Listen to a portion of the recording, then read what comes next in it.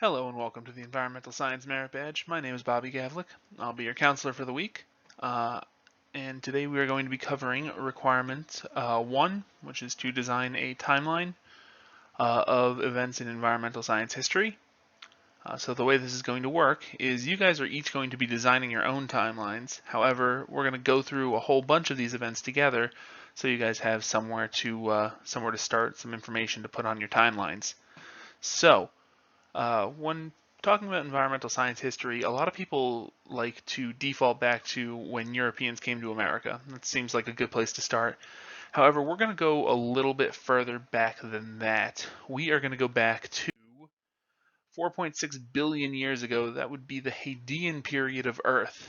Now, in the Hadean period, this is when the Earth was really just starting to form. All right, it's this big ball of hot rock and magma, lava. There's storms, and actually that name Hadean. All right, now Hadean comes from the Greek root Hades. Now Hades, of course, being the Greek version of the underworld, also filled is the over here. These volcanoes that are going off and spewing all this stuff into the air. All right, and that stuff is our first sort of base carbon. Okay, now we're going to be talking about carbon a lot in this class, but that's a pretty important place to start. This is where we're getting that carbon that kickstarts Earth, and we're actually going to move forward from this to 541 million years ago, and this was the Cambrian explosion. All right, now the Cambrian explosion is kind of an important period to all of us because this is when life really started to develop on Earth. Okay, and it's because of that carbon that was up in the atmosphere that's able to come down and cause plants to grow, and those plants slowly mutated into small microorganisms, and those microorganisms eventually created creatures like you see on your screen now, and eventually caused you and me. So moving right along, 1492, Europeans came to America. Now, when the Europeans came to America, their primary goal was to set up these not colonies, more settlements. However, there were people who already had settlements here, and those would be the Native Americans. So Native American and European settlers had very different ways of looking at how to live with the land. Primarily, Native Americans lived in smaller settlements. They were very big into farming and utilizing materials from the land. So, for example, if you caught a fish and you would take said fish, take the pieces that you need from it, and then put the rest of the fish in the ground, and that would actually help fertilize your crops. Native Europeans, rather, were big into clear cutting. As you can actually see from this image here, you have this really big settlement, not a whole lot of trees left. All right, and this is actually what ended up driving a lot of them out of Europe in the first place. So really different land use practices. In the 1700s, we really see the agricultural revolution. All right, now this is a huge part in history. Okay, because this is really when we see people go from needing to hunt and gather, and these really small groups of people, now they were able to farm, and you see these farms that have huge, huge amounts of crops, and those huge amounts of crops could sustain a greater number of people. And what's more, people didn't need to move around. So we actually see some permanent structures up here. And that's actually really important for development of environmental science. So now we see people utilizing the land more fully. Is it good for the land? Not necessarily, but it was really good for human society. And then we move on to the 1790s. Now in the 1790s, we see industrialization really take over. We found coal. We start burning that. We find out that this coal can be used in a steam engine. A steam engine is, suddenly able to take a lot of the work that used to be manual labor, and now you could have a machine do it. And we'd burn this coal, and it would produce smoke. You see here and more or less everywhere. So, this smoke, what's it doing? We don't really, at this point in history, we don't really know. It's going up into the air. Who cares? However, this is going to be one of those things that we sort of track throughout history, is how we're releasing this carbon from coal into the atmosphere, and what it's causing. So, the 1830s. The next event that we're going to talk about is a little period of time called Transcendentalism. Okay? Now, the idea behind Transcendentalism is that people were at peace in nature, getting away from the city, getting away from all of that, to really just go out and enjoy nature. And you can kind of see that here. You see two guys hanging out on a waterfall. And basically the whole idea behind Transcendentalism is, you and a couple of your buddies from the hunting club would go out and maybe bring your sons or whatnot, and you would all just spend time outside. And this is really the first time we're seeing people look at nature and say, I want to spend more time out there. And these transcendentalists, they actually had a pretty big impact on societies and groups forming throughout American history, including in 1895 the Wildlife Conservation Society, a society that's still around today, that maintains various zoos and endangered animals, habitats, things like that. However, the Transcendentalists, like I said, it was all about, a group of people going out, a couple of fathers and their sons. They would go out and spend time in the outdoors. And this was actually the beginning of an organization that we are all pretty familiar with. This organization, of course, was the Boy Scouts of America, founded in 1910. At its roots, it really sort of feeds into the what Transcendentalism was about. It was going outside. It was teaching young people to enjoy the environment. So kind of cool. 1916, we really are starting to see this boom of caring about the environment. In this case, President Teddy Roosevelt signed an act creating national parks. In this case, the first national park was Yellowstone. And the goal behind this was to create these areas of nature that were preserved and protected and really wouldn't be destroyed. 1939, end of the World War II. Americans were dealing with a issue at home, and that was insects.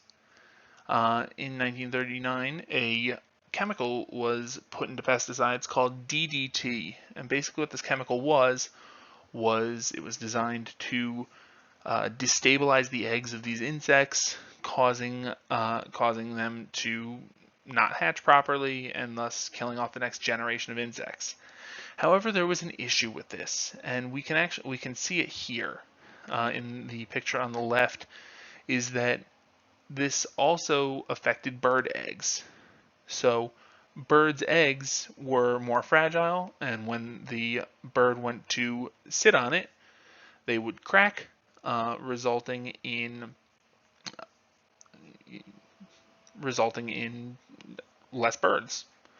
And this information was actually brought to us and sort of established by this woman on the right named Rachel Carson. Rachel was a scientist and an environmentalist, and she really felt strongly about this issue, and the result was the banning of DDT in pesticides. So, kind of a really cool thing that came out of this. Next, we look at a period from 1955 to 1975, the space race. Now, does this have anything to do with environmental science directly? Not really.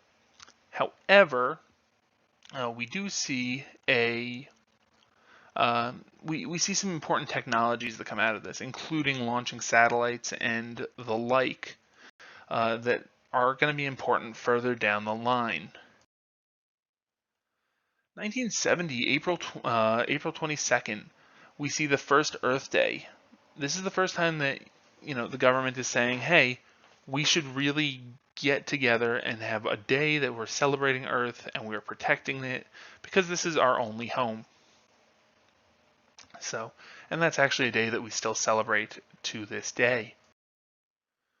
1972, the Clean Water and Air Acts. Basically, these were acts that were put out that stated that we couldn't dump pollutants into the water, and we should be limiting the amount of pollutants that we put into the air.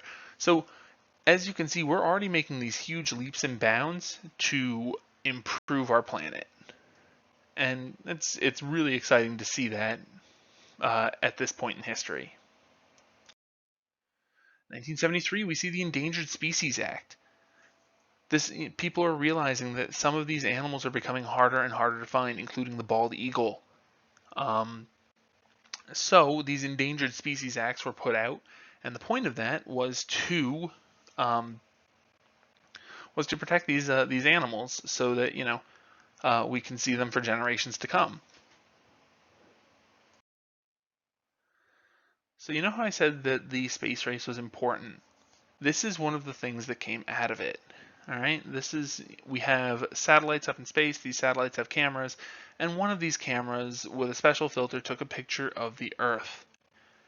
All right, and in 1979, this picture of the Earth revealed a hole. All right, and this hole you can see on the left side, in that kind of purpley color, is a picture of the ozone layer. And more importantly, that purple is a hole in that ozone layer. So what does that mean? Basically, what it boils down to is light and heat energy are able to get into this ozone layer, and this ozone layer sort of acts like, well, it does a couple of things. It's partially a protector that protects us from UV rays, but it also keeps the planet nice and warm. So what's happening is these rays are going in through that hole, and then they're bouncing around, and they're warming up the Earth. And they're warming the Earth up a little bit quicker than it should. And what's concerning is we see this hole getting bigger. As you can see on the image on the right, that hole gets way bigger by 2008. So this was a huge part of history. This is scientists writing tons of papers on how all these super complicated chemicals with names that neither you or I could pronounce are putting this big hole in the ozone layer. And these scientific papers weren't very accessible to the general public. All right? So that's, again, kind of important. It was something important. We knew it was important, but it wasn't something that everybody knew. We know it now, but until 2006, a film came out called An Inconvenient Truth. In An Inconvenient Truth, Al Gore, he was running for president against George W. Bush. Al Gore created this movie. And basically in this movie, he read a whole bunch of these scientific reports, and he boiled the information in that down. He made it accessible. He made it so people could understand it. He had daytime talk show stars. People like Oprah would go up and, say, all right, thanks, Al. I'm going to talk a little bit about carbon dioxide in the atmosphere. And then Oprah would stand up there and talk about carbon dioxide for a little bit. And then they would have somebody else come up, and that other person would come up and talk about runoff. And it was just made to make it so that everybody could get a clear understanding of what's going on in our environment. And it was actually a really big part of what made people wake up to the fact that the environment needs help. And we saw all these major changes occurring around then. We saw biodiesel. basically diesel fuel created by corn, produced in 2004. We saw hybrid vehicles like the Prius really kind of kick off in 2008. 2011, we saw the Tesla become this really, really big deal sort of vehicle, a fully electric vehicle, something that people never foresaw. 2016, we saw the introduction of solar-powered roads. They're still super, super rare, but it's an idea that was created and it's been applied in some parts of Europe. Very minimally, but they've been applied, and these are the changes that we're going to see coming. So what's happening next? What's the future hold? If we continue on our current path of not doing a whole lot and protecting the environment, by the year 2100, we can see a rise of 3.5 feet in sea level. Now that doesn't sound like a lot, but if you go ahead and look at this map, any of those lighter green areas are areas of are low elevation areas, areas that could potentially flood. And basically what could result from this is that homes and cities are destroyed, people need to move inland, people are moving closer together, and we see increased famine, we can see increased disease. And in general, it's not good. So what can we do about this? And that's what we're going to be discussing this week. So, welcome to Environmental Science. Again, my name is Bobby Gavlik. Again, I'll be your counselor. I want you to feel free to ask questions in this class. Ask the why questions, ask how, ask what we can do about things. Because we're going to be the generation that changes the future.